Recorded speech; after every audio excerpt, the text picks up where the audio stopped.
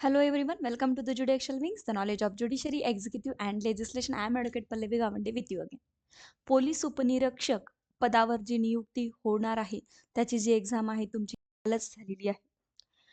Police sub inspector limited departmental competitive exams, त्याला आपण departmental exam म्हणतो.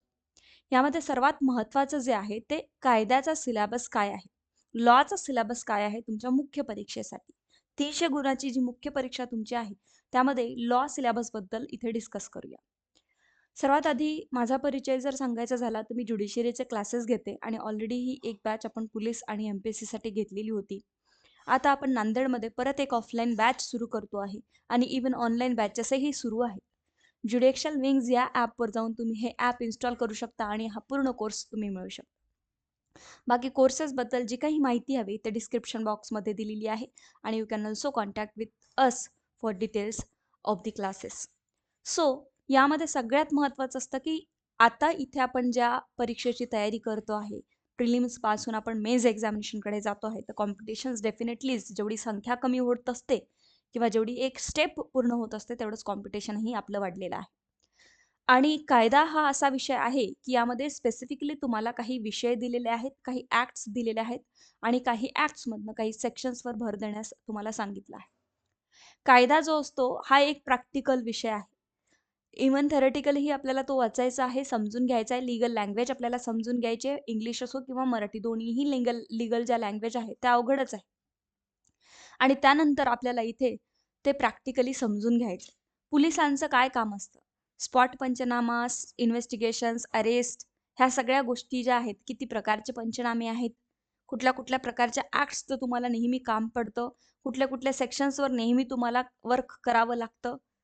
सो ह्या सगळ्या गोष्टी ज्या आहेत, त्या आपण वर्ड टू वर्ड या कोर्समध्ये शिकणार आहोत. पण आज मी तुम्हाला इथे फक्त आणि फक्त सिलेबसबद्दल हा व्हिडिओ घेऊन आलेले आहे. तर सिलेबस आपण बघूया इथे.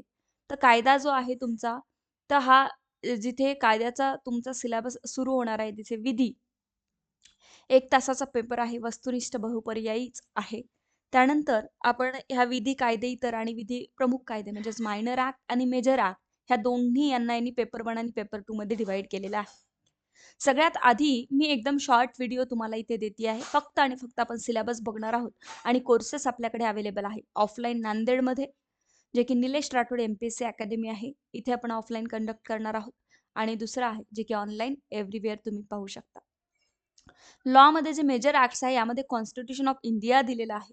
कॉन्स्टिट्यूशनल लॉ नाही आहे. कॉन्स्टिट्यूशनल लॉ म्हणजेच पॉलिटी विथ पॉलिटी आणि कॉन्स्टिट्यूशन ऑफ इंडिया या दोन्हीमध्ये फरक असतो. या दोघांचा डिफरन्स आहे. यामध्ये तुम्हाला फक्त कॉन्स्टिट्यूशन ऑफ इंडियाचे आर्टिकल्स आणि केस लॉ स्टडी करायचे आहेत. त्या की 30 मार्काला तुम्हाला दिलेल्या आहे. पॉलिटी तुम्हाला यामध्ये स्टडी करायची नाही आहे. सो त्यानंतर पूर्ण करायचं आहे तुम्हाला. यामध्ये कुठल्याही प्रकारे काही असं नाही आहे. संपूर्ण फुल जो आहे तुम्हाला करायचा आहे. सेक्शन्स किंवा आर्टिकल्स यामध्ये काही डिवाइड करून दिलेले नाही आहे. त्यानंतर इंडियन पिनल कोड IPC जे की 60 मार्क्ससाठी आहे आणि हा जो आहे पोलीस वर्क्स किंवा पोलीस ड्युटी यांच्यासाठी हा सगळ्यात महत्त्वाचा आहे. यामधनं हा ॲक्टही खूप मोठा आहे आणि तुम्हाला सेक्शन्स आणि चॅप्टर वाईज इथे तुम्हाला सांगितलं आहे. जनरल एक्सप्लेनेशन्स काय असतात, पनिशमेंट्स काय असतात, जनरल एक्सेप्शन्स काय असतं, बेटमेंट काय असतं, क्रिमिनल कॉन्स्पिरसी काय असतं. मी प्रत्येक विषयांवर प्रत्येक एक वेगळा YouTubeवर व्हिडिओ घेऊन येणारच आहे. पण आज हा माझा पहिला व्हिडिओ आहे तुम्हाला इंट्रोडक्शनसाठी, की आपल्याला इथे कोर्समध्ये यामध्ये काय शिकायचं आहे, काय सिलेबस आहे. ह्या सगळे ऑफेन्सेस रिलेटिंग टू आणि चॅप्टर्स आणि त्यामधले सेक्शन्स आपल्याला वर्ड टू वर्ड क्लिअरिफिकेशन्स करून शिकायचे आहे with the practical knowledge of the police work. यामध्ये पोलिसांचं काय काम आहे त्या दृष्टिकोनातून. हे 20 आणि हे जो दुसरा पोर्शन आहे तुमचा पब्लिक सर्वंट्सचा, जो की 20 मार्क्सला म्हणजे 40 मार्क्स आणि अजून 20 मार्क्स म्हणजे एकंदरीत 60 मार्काला इंडियन पिनल कोड्स तुम्हाला इथे दिलेला आहे. त्यानंतर इंडियन पिनल कोड हा खूप मोठा विषय आहे. त्यामध्ये सेक्शन सुद्धा तुम्हाला प्रॉपरली डिवाइड करून दिलेले आहे. म्हणजे इतकी चांगली गोष्ट आहे की याच सेक्शनमधनं आपल्याला प्रश्न येणार. पण सिलेबसही खूप वास्ट आहे. कायद्याला इझिली घेऊ नका. किती मार्क्ससाठी आहे हे तुम्हीच इथे बघताय. Code of criminal procedure 1973. Okay. 40 मार्क्ससाठी तुम्हाला इथे हे दिलेलं आहे आणि ह्या 40 मार्क्ससाठी इथे सेक्शन्सही अवेलेबल करून दिलेले आहेत. प्रिलिमिनरी 2 सेक्शन जर बघायचं असेल तर डेफिनेटली हा सेक्शन इटसेल्फ व्हेरी मेजर्स. खूप वास्ट आहे, खूप डेफिनेशन्स यामध्ये दिलेले आहेत. तेवढंही आपल्याला बघणं अतिशय अनिवार्य असतं. त्यानंतर कॉन्स्टिट्यूशन्स ऑफ द क्रिमिनल कोर्ट्स, की कोर्टचं डिबेट कसं होतं, what is the tree of the criminal courts and judiciary, हेही बघणं अत्यंत गरजेचं. त्यानंतर हा जो पूर्ण चॅप्टर आहे तुमचा, arrest, uncognizable, non cognizable, bailable, non bailable, ह्या सगळ्या गोष्टी तुम्हाला सीआरपीसी मधनं महत्वाच्या आहेत. एकही गोष्ट तुम्हाला इथे सोडता येणार नाही. मी सांगते की आयपीसी असो, सीआरपीसी असो, यावर स्पेशली स्पेशली एक एक व्हिडिओ मी तुम्हाला घेऊन येणारच आहे. पण आज आपण थोडंसं शॉर्टली इथे जाणार आहोत.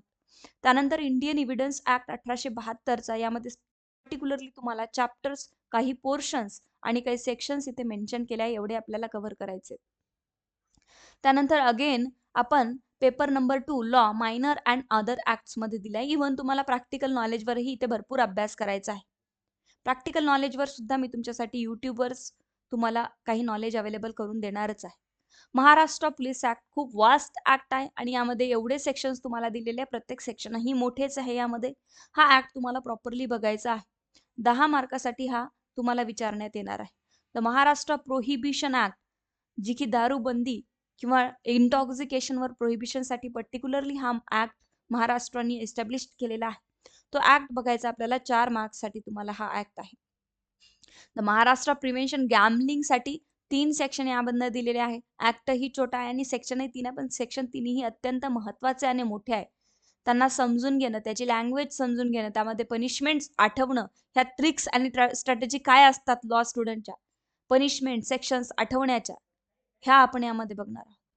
Protection of civil rights, of course छोटा ऍक्ट आहे आणि यामध्ये जवळपास ऑलरेडी सगळे सेक्शन्स दिलेलेच आहेत. 4 मार्क्ससाठी. आर्म्स ऍक्ट अत्यंत महत्वाचा आहे पोलिसांसाठी.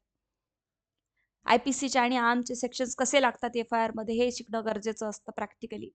ते हाही तुम्हाला 4 मार्क्ससाठी दिलेलं आहे. The motor vehicle act again खूप मोठा ऍक्ट आणि यामध्ये सेक्शन्सही तुम्हाला जास्तीत जास्त दिलेले आहे.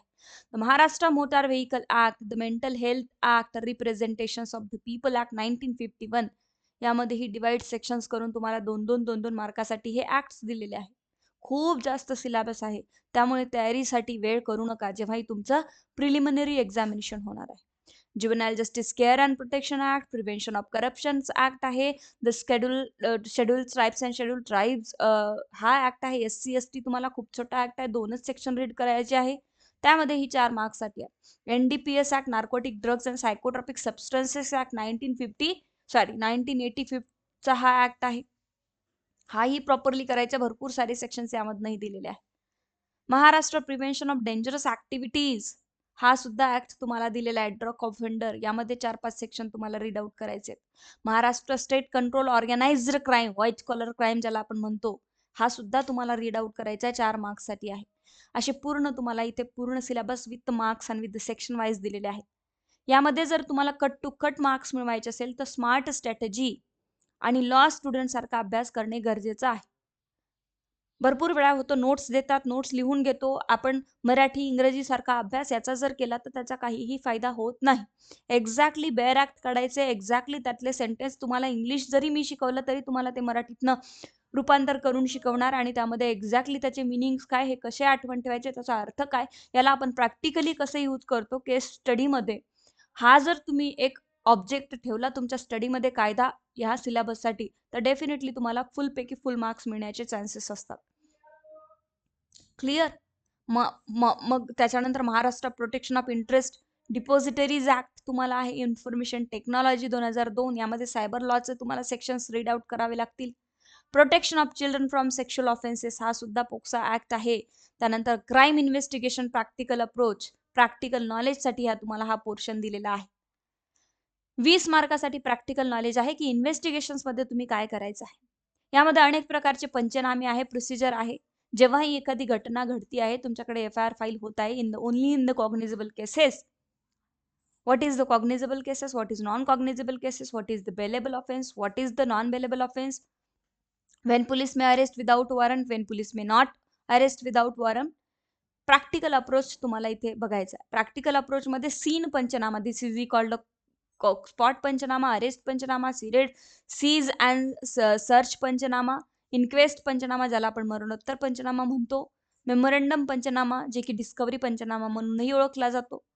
वेगवेगळ्या ऍक्ट्स मधनं हे पंचनाम्याचं प्रॅक्टिकल नॉलेज तुम्हाला गेन करायचं. हे पंचनामे असतात कसे, यामध्ये काय वर्क करायचं पोलिसांना, after filing the chargesheet after filing the FIR पोलिसांचं काय वर्क असतं? Immediately start the investigation, went to the spot, arrest the accuse, see some article, panch witness कोण असतात, हे सगळ्या गोष्टी आपल्याला प्रॅक्टिकली इथे शिकायच्या आहेत. खूप व्यवस्थित आणि इंटरेस्टिंग हे सगळे सब्जेक्ट आणि इंटरेस्टिंग विषय आहे की इन्व्हेस्टिगेशन कसं करतात, पंचनामे काय असतात, ह्या सगळ्या गोष्टी आपल्याला जर प्रॅक्टिकली शिकता आल्या तर इझी गोईंग मध्ये तुम्हाला हे सगळे मार्क्स इझिली ऑप्टेन करता येईल. वेगळा अभ्यास करण्याची गरज नाही. जेव्हाही तुम्ही क्लासमध्ये मला जॉईन होणार आहात तेवढं जरी कानावर पडलं तुमच्या आणि एकदा रीड आउट केलं आणि आम्ही तुम्हाला पर्टिक्युलरली MCQs दिले तर तुमचं इथेच काम होऊन जाणार. म्हणजे बाकीचा सिलेबस पूर्ण करणारा तुम्ही पूर्ण वेळ देऊ शकता. Proposal of external proceeding, chapter proceeding म्हणून एक पर्टिक्युलरली प्रोसिडिंग असते. एक्सटर्नल प्रोसिडिंग काय आहे हे सुद्धा तुम्हाला 4 मार्क्ससाठी दिलंय.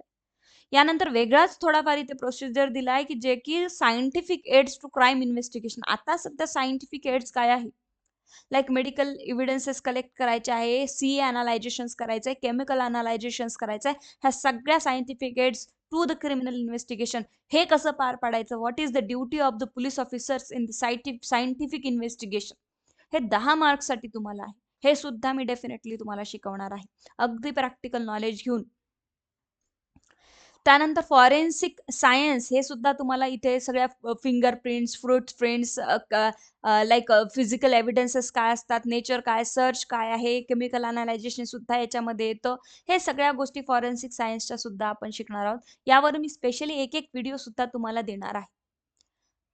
फॉरेन्सिक मेडिसिन्स आहे, यामध्ये DNA टेस्ट आहे, आयडेंटिफिकेशन्स परेड्स असतात, मेडिको लिगल डेफिनेशन्स आहे, डेथ आहे, त्याला इन्क्वेस्ट पंचनामा म्हणतो.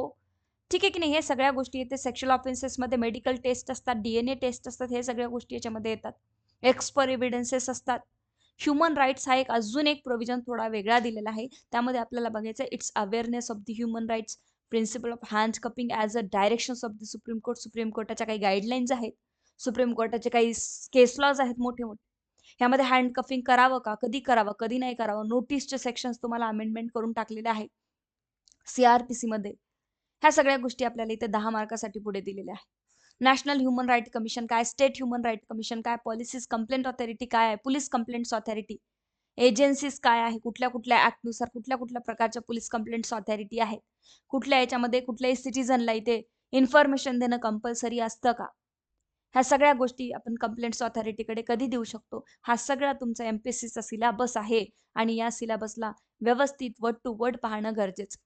वर्ड टू वर्ड पाहणं गरजेचं आहे, समजून घेणं गरजेचं आहे, प्रॅक्टिकल नॉलेज गरजेचं आहे. म्हणजे आताच तुम्ही इथे या सोबतच तुम्ही माझ्यासोबत इंटरव्ह्यूची सुद्धा तयारी करत आहात, हे लक्षात घ्या. जेव्हाही तुम्ही हा पूर्ण प्रोव्हिजन्स किंवा पूर्ण सिलेबस लॉचा, फॉरेन्सिक मेडिकल एव्हिडन्सेसचा हा पूर्ण सिलेबस, फक्त हे तुमचं मराठी इंग्रजी हे जे बाकीचं असतं ते मला त्याबद्दल आयडिया नाही आहे, बट विधी कायदे आणि विधी कायदे इतर हे दोन्हीही जे आहे ते तुमचं पेपर 1 आणि पेपर 2 मध्ये जे काही तुमच्या 300 गुणांसाठी आहे, सो हा सिलेबस तुमचा पर्टिक्युलरली क्लिअर व्हायलाच पाहिजे पेपर 1 आणि पेपर 2 साठी. जेव्हा तुम्ही प्रिलिमिनरी एक्झामिनेशन पास झाला आहात, आज 10 तारखेला तुमची काल एक्झाम झालेली आहे, आजपासून म्हणजेच आता इथे तुम्ही तयारीला लागायचं आहे कायद्याच्या एक्झामिनेशनसाठी. कायदा आणि लॉ हे जे प्रमुख आणि मायनर ऍक्ट जे आहेत दोन्हीसाठी. आणि यानंतर तुम्ही आमच्याकडे आल्यानंतर प्रॅक्टिकल विथ MCQs, ज्या काही नोट्स रिक्वायर्ड असतील तुम्हाला, ऑनलाईन ऑफलाईन कोर्सेस दोन्हीही अवेलेबल आहेत. ऑफलाईन नांदेडला आहे आणि ऑनलाईन तुम्ही कुठूनही करू शकता. ज्युडिशियल विंग्स हे ॲप इन्स्टॉल करून तुम्ही ऑनलाईन कोर्स मिळू शकता. कोर्सेसबद्दल अजून डिटेल्स आणि या प्रत्येक टॉपिकवर, constitution of India, Indian penal code असो, CRPC असो, यावर मी प्रत्येक विषयांवर एक एक video, how to prepare for this act specially for the departmental police examination, यासाठी सुद्धा मी एक एक व्हिडिओ तुम्हाला तयार करून देणारच आहे. बट आता सध्या लक्षात ठेवायचं आहे की या सिलेबससोबत आपल्याला पुढे सगळ्या गोष्टींची तयारी करायची आहे विथ द प्रॅक्टिकल नॉलेज. हे आहे तुमचे दोन्हीही पेपर. ठीक आहे. So thank you so much all the Maharashtra aspirants, law aspirants, judiciary aspirants, MPSC aspirants, की ज्यांनी मला नेहमी भरपूर वेळेस आणि भरभरून प्रतिसाद दिलेला आहे. नांदेडमध्ये आपली ऑफलाईन बॅच सुरू होती आहे आणि या बॅचसाठी ॲडमिशन्स तुमच्या प्रिलिमिनरी एक्झामिनेशन झालेले आहे, 2 दिवसात सुरू होणार आहे. त्याबद्दलही मी तुम्हाला माहिती नक्कीच घेऊन येणार आहे. ज्यांचीही प्रिलिमिनरी एक्झामिनेशन चांगली गेलेली आहे, ज्यांनाही वाटतं की मेन्सची तयारी करावी, आपले कट ऑफ जे आहेत आपला चांगला आलेला आहे. त्यांनी लगेचच सुरू करा तयारी. बिलकुलही वेळ वाया न घालवता. Thank you so much.